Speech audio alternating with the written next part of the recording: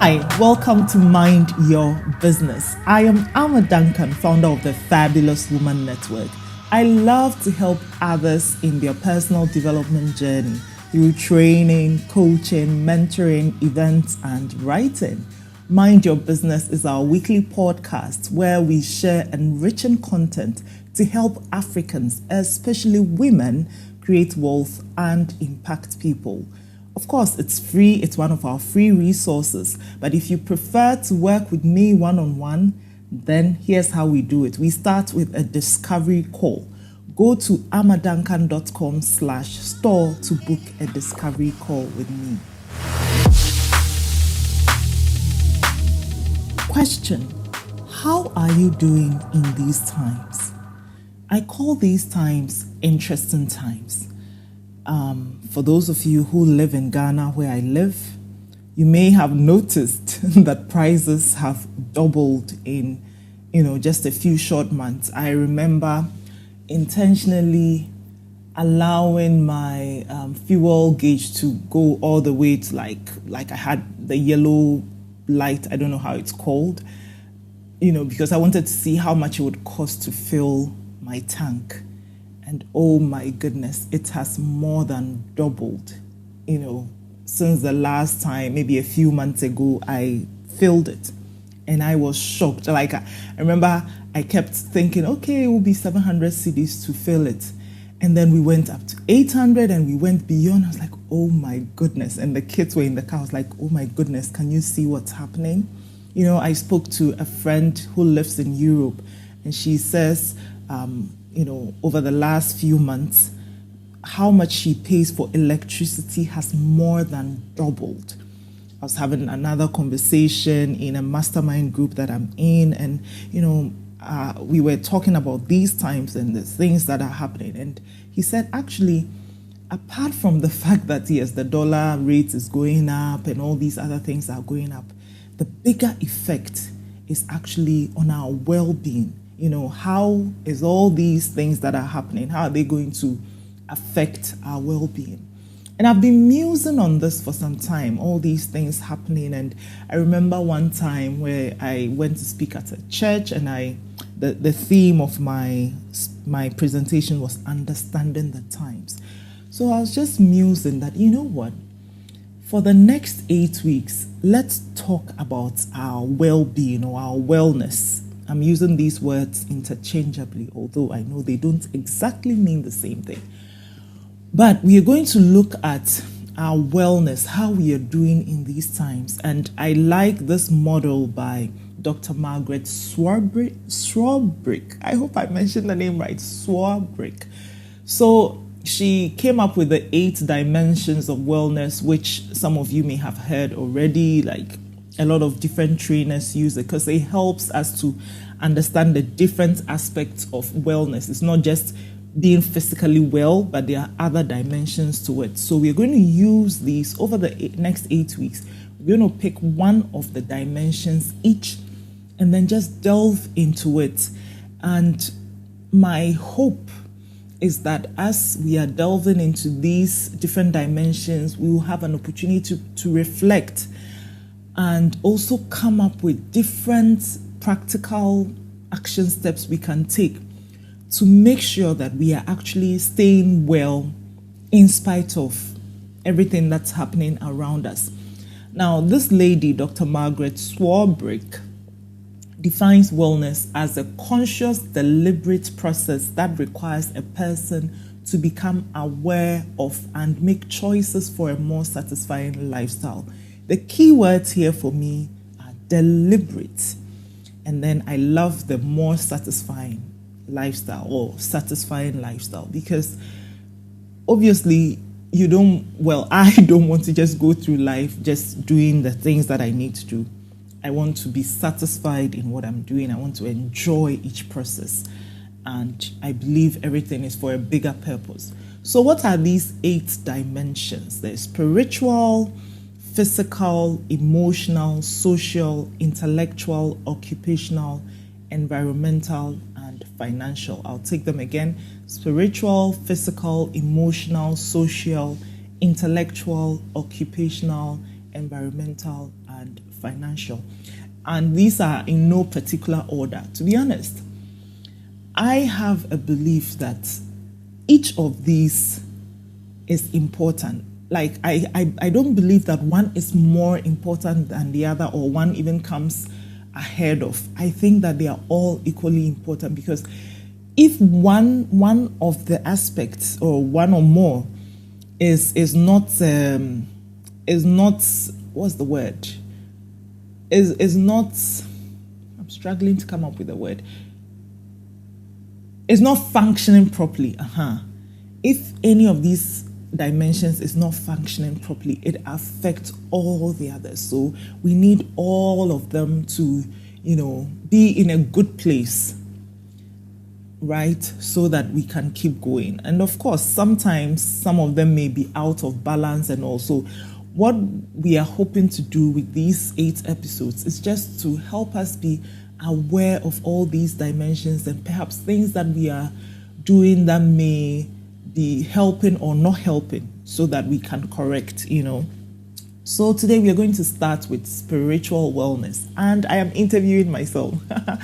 I say this because sometimes I interview others, but for this particular episode, I just thought I will share my own tips and tools and my understanding.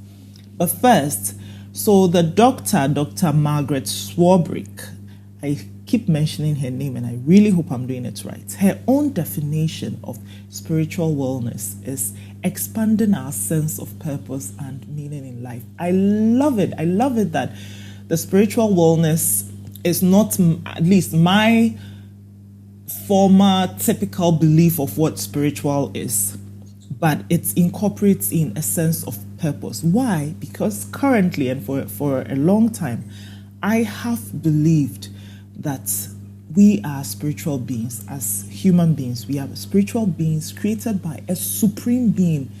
And like a lot of people, I also call this supreme being God. And I believe that God has created each one of us for specific purposes. Everyone has different things or assignments, something that God created us to do. So for me, to be spiritual means to be in tune with Him, period. That is my understanding of being spiritual, like just being in tune with Him so that I can hear Him, I can do what He's asking me to do.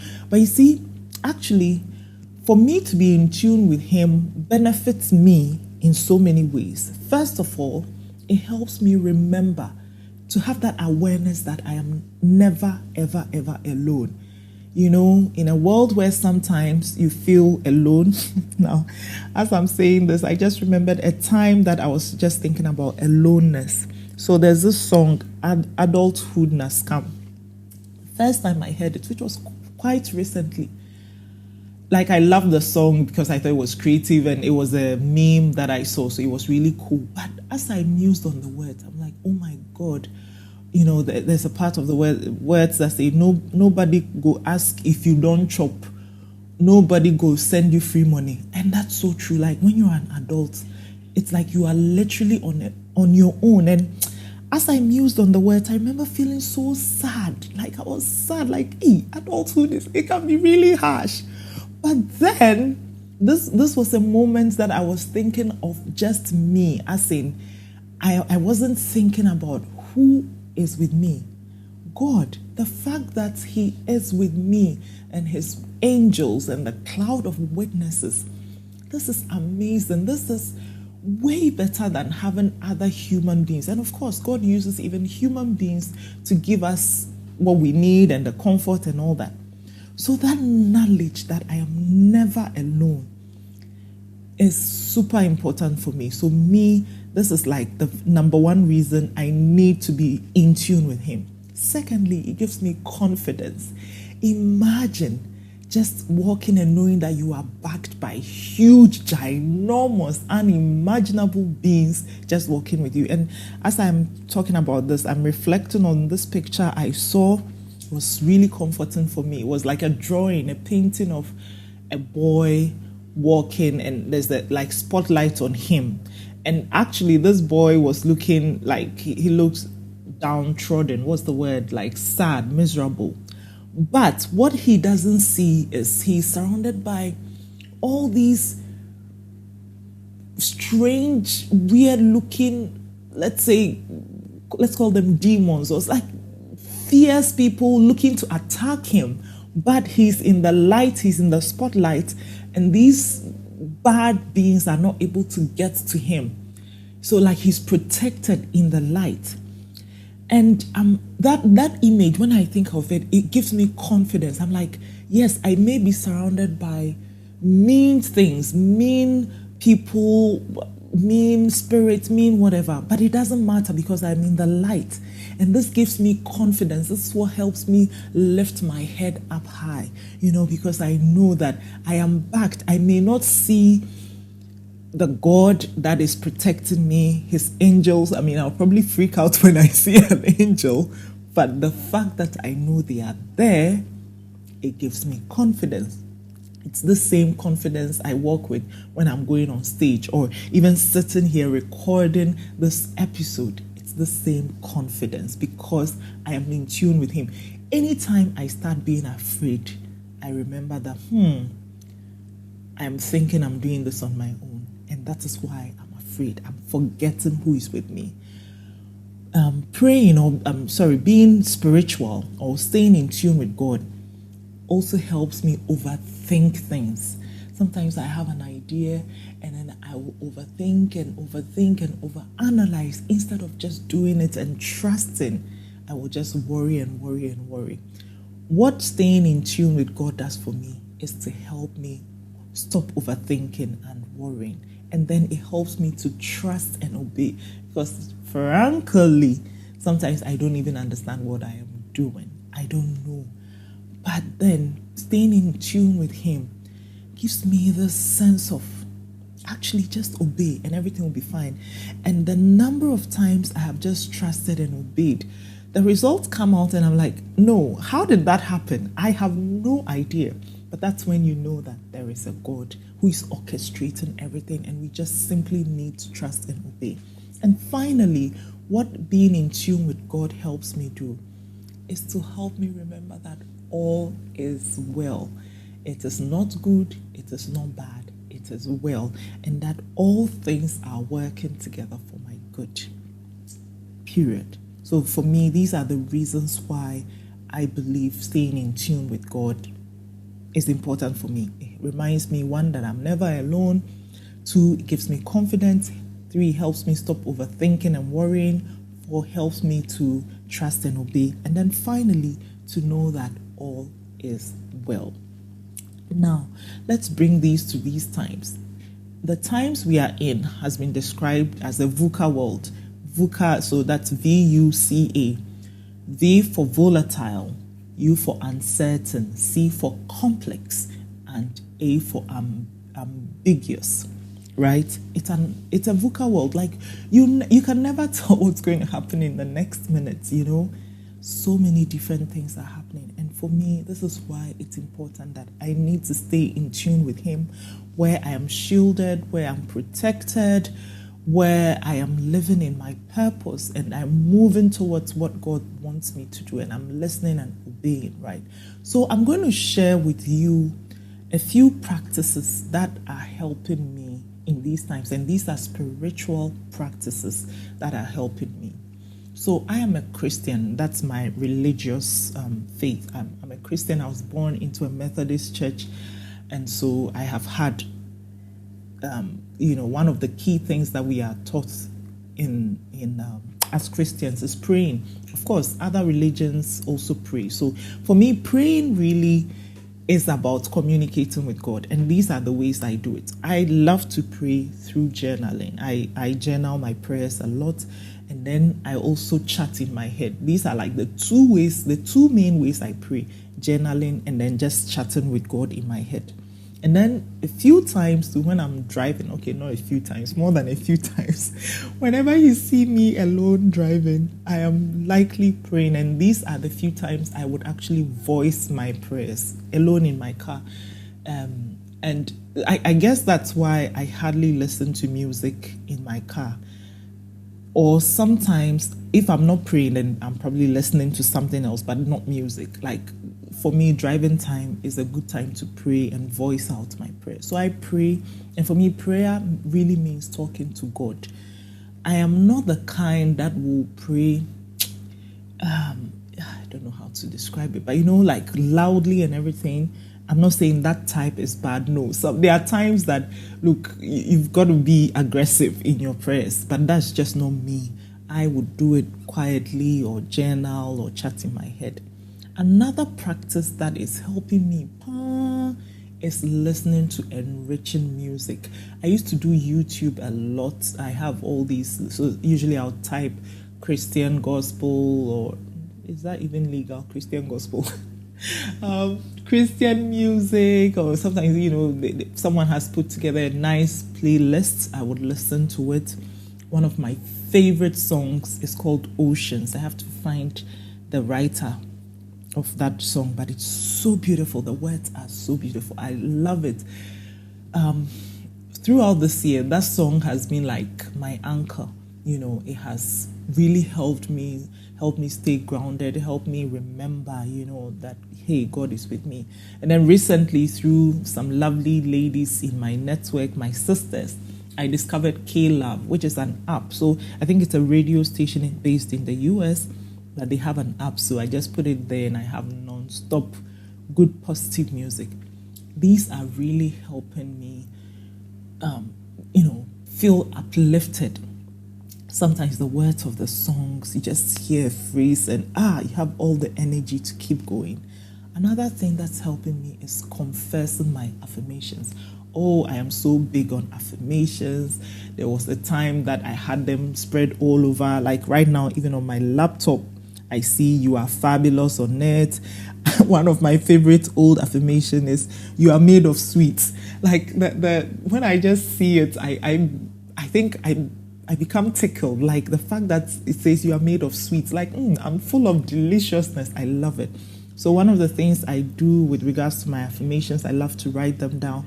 Sometimes I can write that same affirmation for days, weeks. Other times I will, pick a new affirmation, usually from the Bible text that I would read. I would pick something and I'll write it as many times as possible, usually the entire page. Now, as I'm writing, it's like I'm repeating these words over and over and over again. And it's really helping me to be aware of the truth, to be aware. So let me see, for instance, today's affirmation that I wrote is, "The Lord's plans are prospering me." So I just wrote this maybe 20 or so times, 15, I don't even know how many times, depending on the journal that I'm using at the time. But it really helps me remember that I am not alone. Another thing I love, another spiritual practice that I love is spending a lot of time in solitude reflecting. Now, thanks to the work that I do, which means I travel quite often, it really helps me to spend a lot of time physically alone. Well, maybe not a lot, but like half of the time I'm alone, which really helps. I get to reflect. Like recently, I was on a trip. I went to the Dominican Republic and I spent some days in Europe. Now, even getting to Europe, I used a very long route because I used Emirates. I had to go through Dubai, spend some hours there before I went to Italy, spent a few days there before, I think, Paris. And then, so this journey, it took me, I think, getting to Dominican alone took me like 4 or so days. But I loved it. Everyone who, like close family and friends who saw my itinerary was like, but that's long. But for me, I loved it. I loved the long time just being in my thoughts or doing something I loved, Now, in the past, I used to be really afraid of flying, but by God's grace, I've overcome that. So I really, especially because I'm also going on large aircrafts, which are practically gliding through the sky. So it was really lovely. I could just be alone in my thoughts. Oh my God. I cannot tell you how beautiful it is just being alone and reflecting. And also because I have a home office, once everyone is gone, husband is gone, kids are in school, it's just me and my thoughts. And I'm just reflecting, thinking, praying, doing whatever. Oh, this is so beautiful. I love it. Another practice for me is reading or listening and then meditating on either the Bible or other spiritual literature. So I've been reading the Bible from beginning to end. I think I'm getting close to the end right now. And every time I would read a short part of it, a short passage. Now I think I'm on Jesus' parables in Matthew, and they are really quite interesting. Sometimes I argue with him a bit. I'm like, Jesus, I don't agree on this one. But then, of course, he will remind me that, Amma, you're a human. So I really love to read and then meditate. And I also love to listen to other spiritual literature. I love Pastor Mensa Otabel's words, like his preaching or teaching. I could just listen to that man and soak them in, the richness of his teaching. It's just amazing. And I love T.D. Jakes' sermons too. So I actually have T.D. Jakes, the app, what's it called? The podcast. So I listen to his preaching sometimes. Sometimes I find it on Facebook or wherever, YouTube, and just listen. And these really enrich me in these times. Sometimes I'm listening, I would hear something and then pause it and just muse on it, meditate on it, and it's helping me. Another thing is conversing, having chats or fellowshipping, as some of us will say, with like-minded children of God. For instance, I have my mastermind group, so I have one that I am part of, a group of amazing women. We meet every 2 weeks and we share our goals and we talk about different things, and we are all like-minded. We have similar spirituality and we believe in, impacting, we believe in creating wealth and all that. So it helps to be in a conversation with such women. Ideas will always come from such groups. So I love such mastermind groups. And of course, for most of us, it's church on Sundays. Most Sundays I go to church, and that is also a great place to just fellowship with like-minded children of God. And then finally, the final practice I'll talk about is doing things I love. Oh my goodness. It can on its own be such inspirational. Sometimes what I love could be me learning how to create something, like do some sort of paper art, origami, or it could be me gardening or growing flowers or doing something, but as long as I love it. Sometimes it's even me sleeping. Yes, for my sleep. I love it. But these are the things, the spiritual practices that are helping me in these times. So sometimes I see all these posts and I'm like, wow, like things are really happening. But thank God that I have peace. Thank God I am not worrying, And I believe that these things, some of these things I'm sharing are really, really helping, helping me to stay grounded and not worry. So I'm just going to go through the list again. But tell me, is there something that you do? Is there a spiritual practice that you have that I haven't mentioned? Please share in the chat or in the comments so that others can benefit too. So the ones I shared, I talked about praying, listening to enriching music, confessing affirmations, spending a lot of time in solitude, reading or listening and meditating on the Bible, conversing or fellowshipping with like-minded children of God, and finally, doing things I love. So I've shared 7. Wow, that's quite a list. But I hope that you can resonate with some of these things I've talked about, and if there's any that you'd like to incorporate or you're doing already, kudos to you. In these times, I wish us all peace. I wish us all peace. Peace that surpasses all understanding. That's the kind of peace I wish us all. So anyway, God willing, next week we'll look at another dimension of the wellness. But until then, please, please, please take care of you. You matter. We love you. You're needed. Your contribution is important. And before I let you go, let me just remind you that Mind Your Business is a free resource that is available. Just go to our YouTube channel. We have over 100 videos that I believe will be of value to you. But if you prefer to work with me one-on-one, it starts with a discovery call. Please go to amaduncan.com/store to book a discovery call with me. Until God willing, same time next week, it's bye.